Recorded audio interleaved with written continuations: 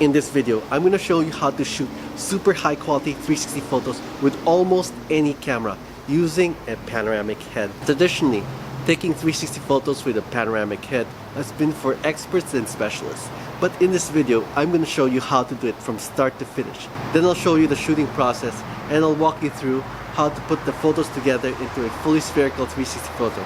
So we'll talk about the advantages of shooting a 360 photo with a pano head compared to a 360 camera. I'll show you how to put the pano head together and how to set it up. And I'll show you how to set up your camera. Then we'll talk about what's the nodal point and how do you find the nodal point. Then I'll show you the shooting process and I'll walk you through how to put the photos together into a fully spherical 360 photo. By the way, if you're new to this channel, it's all about 360, so go ahead, hit the subscribe button and don't forget to hit the little bell. A 360 camera is great when you want to shoot something fast.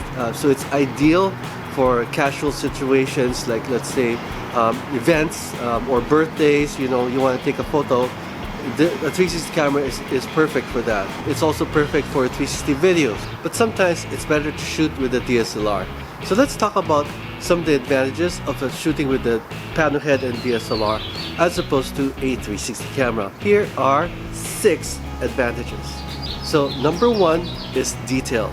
You can have as much detail as you want. You can go like gigapixel resolutions if you want with a DSLR. Number 2 is perfect stitching. If you set up your camera and pano head correctly and you shoot correctly, then pano head can achieve perfect stitching. No matter how close the objects are, you can shoot a car interior with objects super close to the camera, and the stitching will still look impeccable.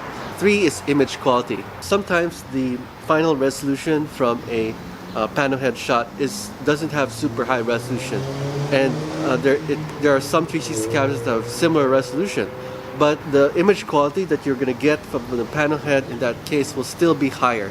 When I say image quality, I'm talking about things like dynamic range, signal to noise ratio, bit depth, color depth, all the things that we love for raw shooting. So most 360 cameras don't have raw shooting yet. A few of them do, but with the DSLR almost all of them do. When you shoot in raw, you'll get maximum image quality. There's better detail, better dynamic range, better exposure latitude. You have absolute total freedom to adjust color temperature, and there's so many advantages to shooting with raw. 5 is flash photography. So you might be wondering, what? Why is that important? Well, flash photography can be very useful in many situations, including real estate, like for virtual tours.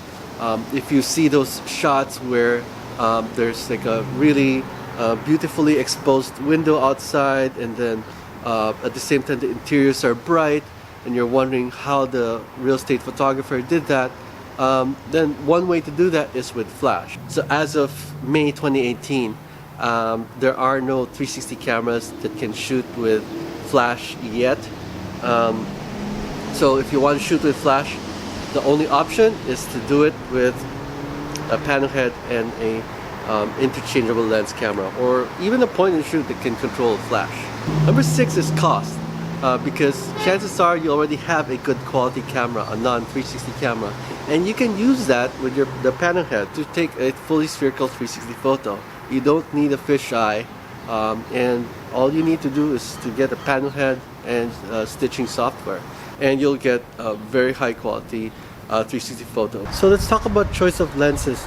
So like I said, with the pano head, you can actually shoot with almost any camera, but fisheyes are popular for one reason. It's because the wider your lens, the fewer the shots that you'll need to take, and with fewer shots there's less chance for stitching errors. So here I'm using the Sony a6000 and the Samyang/Rokinon f2.8 fisheye series 2. It's a popular full frame fisheye that's known for its sharpness. Now let's talk about setting up the camera. When shooting a 360 photo, you gotta remember to use manual exposure, manual focus, and manual white balance. Let's talk about the manual exposure. First of all, we want to use manual exposure so that the exposure will be consistent throughout And if you're using a manual lens like this Rokinon, then the aperture is controlled through this aperture ring instead of the camera. So we want to set it at the base ISO for maximum image quality. So in this case ISO 100. For aperture, I recommend f8 or f11. After setting up the camera, you can attach it to the panohead. It looks like this. Here's the rotator in the bottom. There's a lower rail. There's a vertical assembly. There's an upper rotator, and then another rail like here. And then you'll see that the camera is facing forward that way with the rail over here. Now that we've set up the camera, we've set up the panel head, let's find the no parallax point, or the nodal point. Say, what? The nodal point? What's that? Here's what I mean. I have a light stand in here, and I've aligned it so that it's pointing at the power pole up there. So you can see that on the screen that they're in line with each other. Now if I rotate this to the left, you'll see that the light stand is no longer pointing at the power pole. Now it's to the left of the power pole. And if I rotate it all the way to the right, now the light stand is pointing to the right of the power pole. So that's called parallax. It's kind of like the same principle when the view that you see with your left eye is different from the view that you see with the right eye, because they're not in the same spot. It's really slightly different perspectives. So when you're stitching, if we did nothing else and just took a photo like this and several photos like that, it's not going to stitch correctly. And so to be able to stitch correctly, we need to adjust this so that there's no parallax. That's what they call the no parallax point, or sometimes called the nodal point. Here's how to find it. First, we need to point the camera downward.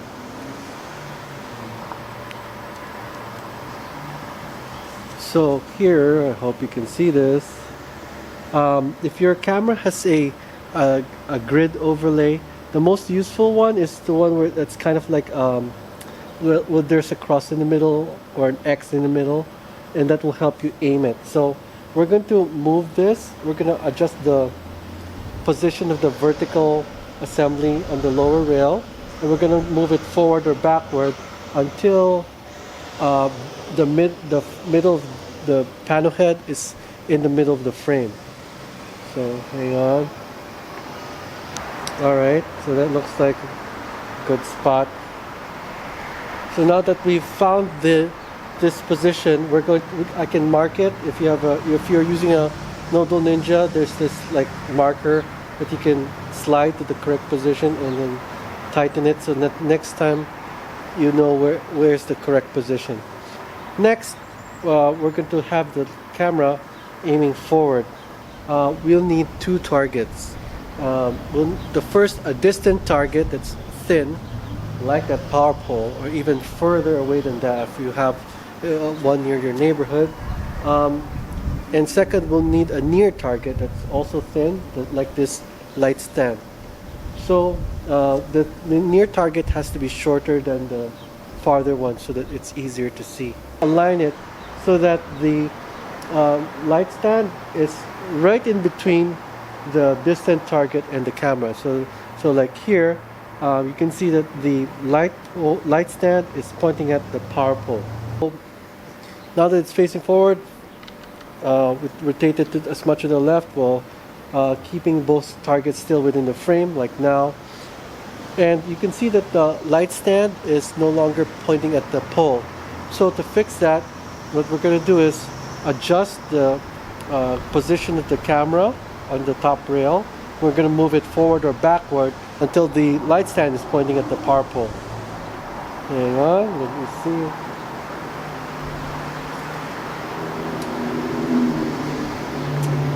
Okay, so this looks like it's in line with the power pole. Now I'm going to rotate it all the way to the right, making sure not to move the tripod. And we're going to move it as much to the right as we can while still keeping both targets in the frame.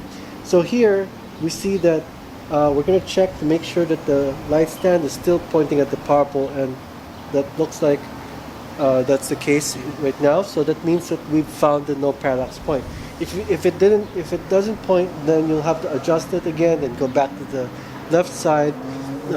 We're good. Just keep going back and forth until you find the correct nodal point. And if you're struggling to find the nodal point, there's a possibility that your tripod might not be steady enough because it might be moving a little bit. That's why you're having a problem finding it. So, but here now we've noticed that here it's pointing at the power pole, and here it's pointing at the power pole.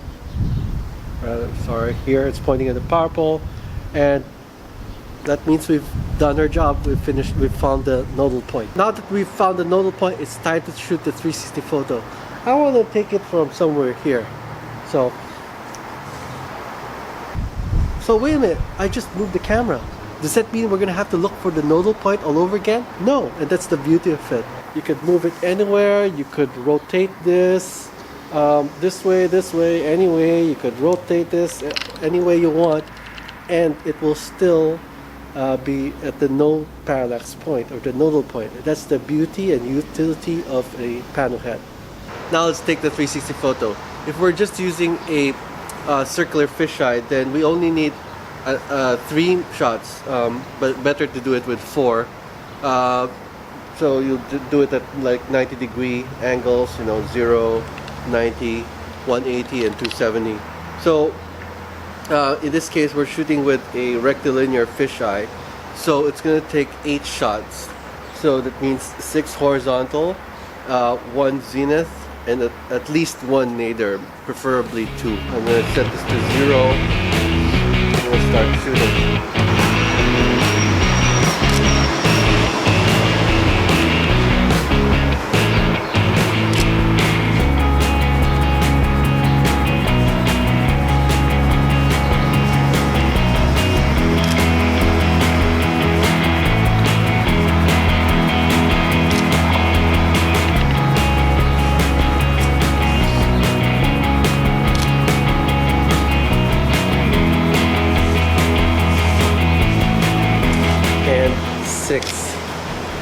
And then 1 zenith shot. So for the zenith, we'll aim this upward, and we gotta make sure to duck so that we're not gonna be in the shot.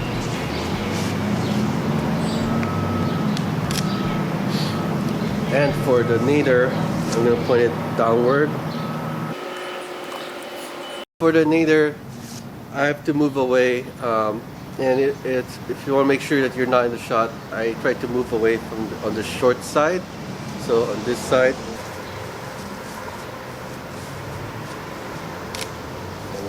And just to be super sure, I like to take one that's perpendicular to that. So it's 6. If you want to remove the tripod from the shot, you can take a handheld nadir shot, just trying to remember where the camera is right now. So approximately there. Now that we've taken the 360 photo, it's time to stitch it. That's what we're going to cover next. Now let's see how it looks. Now let's learn how to stitch your 360 photos. Don't worry, it's really easy. So there are several stitching programs. 2 of the most popular are PT GUI and AutoPano. The third one that I like to use is Panorama Studio 3 Pro. So all of them look different, but they all follow the same steps. Number 1, you open the files. Step 2 is you enter the focal length of the lens they used. Now with Panorama Studio 3 Pro, there's an option to detect the focal length automatically.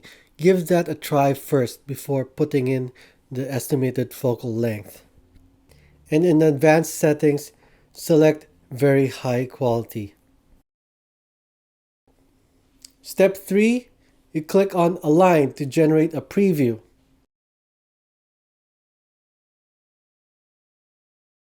Step 4 is to render the 360 pano. That's basically it. Now in addition, Panorama Studio 3 Pro has basic editing tools such as sharpening or levels. and you can use this to make basic adjustments. Now, for an actual project, the ideal workflow is usually to work with the unstitched photos, edit them in your preferred image editor, and then export them as JPEGs that are later going to be stitched in one of these programs. If you want another option for shooting high quality 360 photos, you can get a panoramic head for the GoPro Hero. So these pano heads let you take 360 photos of very high resolution of 60 megapixels or more with the GoPro Hero. I got a couple of tutorials, check out the links in the description below. Or maybe you want higher quality but a faster workflow. Check out my upcoming reviews of the Panono and the Ultracker Aletta S2C. These are 360 cameras that are designed to deliver professional quality 360 photos. I'll be comparing them not only against DSLRs but also other 360 cameras. And if you want to learn how to shoot high quality 360 photos from the experts, join the IVRPA. Meanwhile, if you want to know how to present your 360 photos, 360 videos and virtual tours to your client in the best way possible, check out my upcoming video. I'll see you in 360.